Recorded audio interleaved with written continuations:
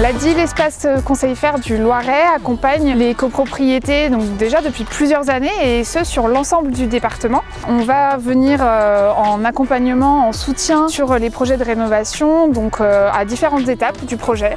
Ça peut être lors de la phase audit, sur la définition du programme de travaux, sur l'aide à la décision par le biais d'approches financières en pied d'immeuble par exemple. Donc on va intervenir en conseil syndical, en assemblée générale ou sur des demandes très ponctuelles des gestionnaires de syndic.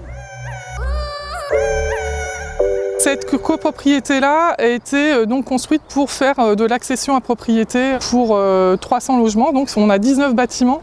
Il y a 16 bâtiments qui ont été construits initialement, plus 3 bâtiments après coup. Mais en gros, on est sur une construction des années 60, de logements collectifs typiques des années 60. Il y a un peu plus de 10 ans, le directeur de l'époque, Sergic Maxime Lefebvre, a été récupérer la copropriété à la barre du tribunal. Sergic s'est entrepris de récupérer cet ensemble immobilier-là pour essayer de la redresser. On a eu le soutien aussi de Métropole et on voyait bien que de toute façon les bâtiments avaient besoin d'entretien. On ne peut pas laisser des gens vivre ici avec l'image que ça donne, ce que ça rayonne. En fait, même un propriétaire qui n'habite pas ici, il entend que le site ici, on n'est pas ici comme à l'Argonne. Argonne, c'était un vieux quartier, la Source était un vieux quartier. Ils sont devenus des quartiers, je veux dire, rénovés, chics, magnifiques. Pourquoi pas ici ? Pour se souvenir, à l'époque, tout était en béton avec un crépi qui se décollait. Il y avait aussi des portes en bois, toute la partie huisserie qui était totalement usagée. On voyait même des fissures dans le mur. La PIC a été choisie par, dans un premier temps, la commune de Saint-Jean-de-la-Ruelle, puis ensuite par la métropole, pour avoir une mission d'assistance à maîtrise d'ouvrage aux copropriétaires, au conseil syndical et au syndic. Nous avons donc travaillé sur les impayés et sur le projet technique. De 2013 à 2015, 2015 c'est l'appel d'offres aux entreprises. On a fait effectivement au moins 2 ou 3 réunions avec les copropriétaires pour les informer en fait des travaux qu'on allait réaliser. Ensuite c'est important effectivement qu'il y ait une continuité d'échanges, mais a posteriori aussi sur ce type de programme, c'est important de pouvoir continuer de dialoguer sur l'usage et faire de la pédagogie aux résidents, notamment sur les attentes de température, comment va fonctionner leur nouvelle résidence pour qu'elle puisse durer le plus longtemps possible et qu'ils se l'approprient aussi. Là, on a rajouté ces petits éléments donc de SAS qui permettent d'intégrer les boîtes aux lettres. Ça permet évidemment aussi une meilleure protection thermique et fonctionnelle. La première des grandes étapes, c'était effectivement de donner la confiance aux gens. Il y avait tout un tas de procédures qui ont été engagées pour recouvrer les charges, puisque bon nombre de copropriétaires n'étaient pas à jour dans le paiement de leurs charges. Donc ça, c'était la première étape, initier cela, et ensuite expliquer aux gens comment on va organiser la rénovation énergétique de leur bâtiment. Cette étape-là s'est déroulée en 2016, pendant une assemblée générale, où il a fallu expliquer aux gens comment on allait faire les travaux, comment on allait les financer et comment également on allait récupérer les fonds chez les copropriétaires qui n'étaient pas à jour de leurs charges. Cette réhabilitation a permis de mobiliser des subventions de l'ANA, de la métropole, de la région, de l'Europe, du FEDER, de l'ADEME aussi. Donc il y a eu comme ça pas mal de financements croisés. Cette ingénierie a permis effectivement aux copropriétaires de lancer un programme de travaux très ambitieux en étant assez fortement aidés. Je dis souvent le syndic il a un rôle de facilitateur dans toutes ces démarches-là.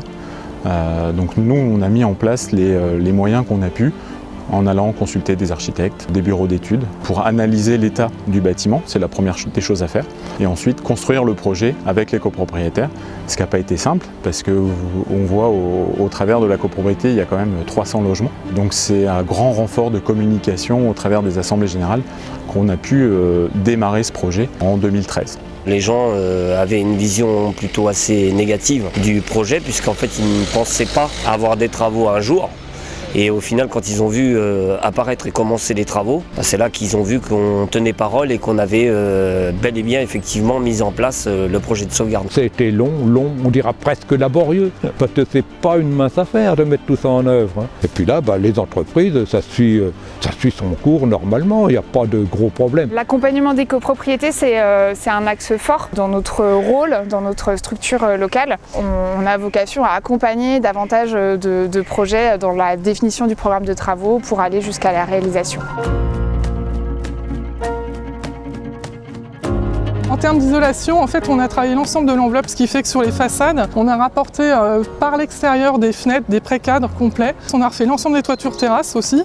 On a donc remplacé et mis de l'isolant qui est garanti 30 ans, puisqu'on est sur du verre recyclé à plus de 70%. Et on a aussi anticipé la possibilité de mettre du photovoltaïque, des panneaux, pour l'autoconsommation ou pour des tiers financeurs ultérieurs. La difficulté de ce type de projet, c'est qu'on intervient en site occupé. Évidemment, c'est un facteur qui complexifie les plannings de chantier systématiquement. Nous, on a essayé d'optimiser les interventions des entreprises dans les logements pour justement ne pas trop délayer ces travaux à l'intérieur des logements.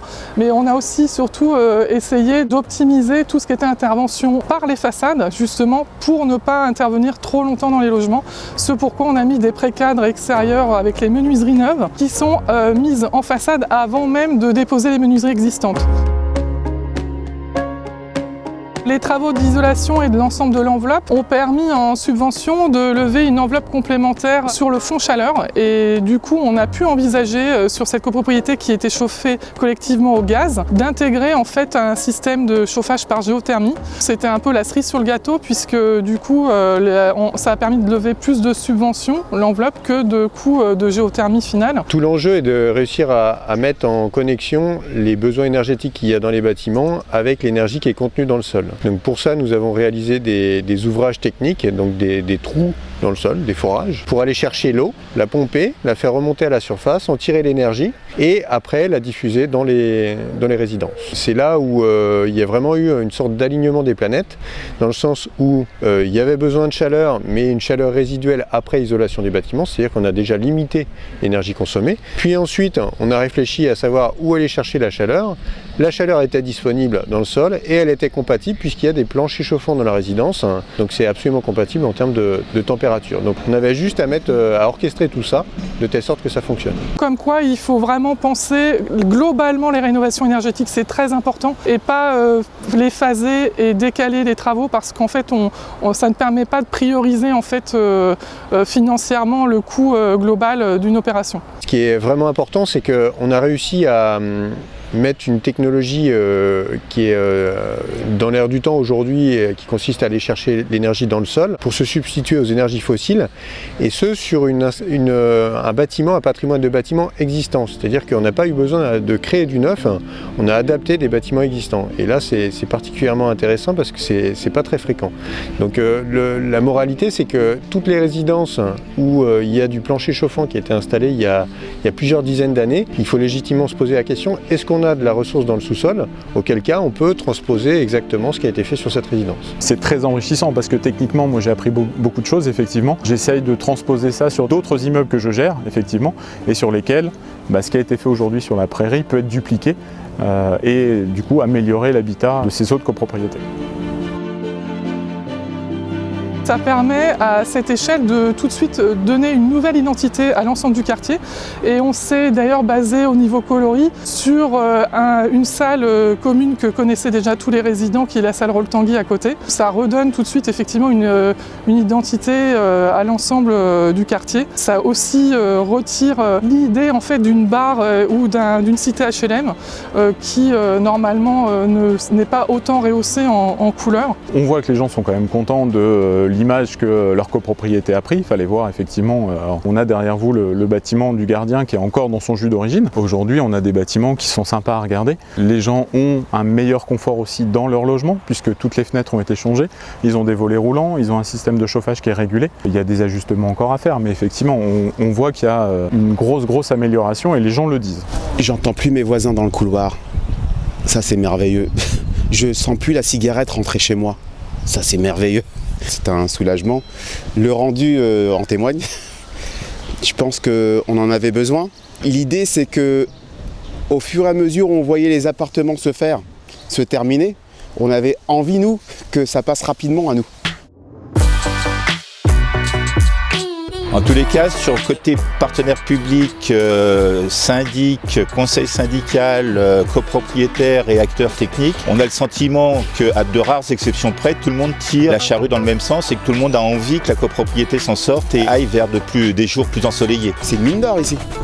On a je ne sais combien d'hectares de verdure. C'est merveilleux. Aujourd'hui, moi j'ai des gens qui me disent, hein, quand ils passent au quotidien, ils me disent la copropriété de la Prairie, elle est magnifique. On se dit qu'on habite dans un quartier voilà, qui représente quelque chose. Avant, quand on dit ouais, j'habite à la Prairie, tu te caches un peu, quoi. Alors que maintenant, quand tu dis j'habite à la Prairie, voilà, j'habite à la Prairie, ça fait du bien. C'est une belle résidence, il y a des espaces verts. Très peu en ville, on a des espaces verts comme ça.